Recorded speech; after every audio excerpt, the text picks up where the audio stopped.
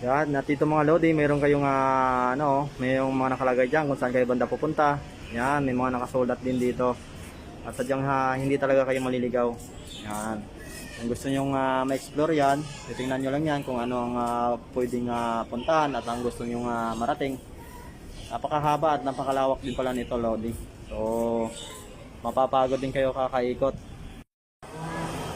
Yun guys, good morning, good morning. Ayun, for today's vlog guys, nandito tayo sa Manila Zoo. Yun.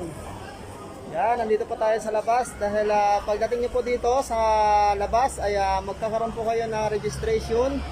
Bali, para po sa pagkuha nyo ng ticket, At yan, pagka nakakuha na kayo ng ticket mga Lodi, papasok na kayo sa loob. So ang adult po ay 300, yung bata naman po ay 150, depende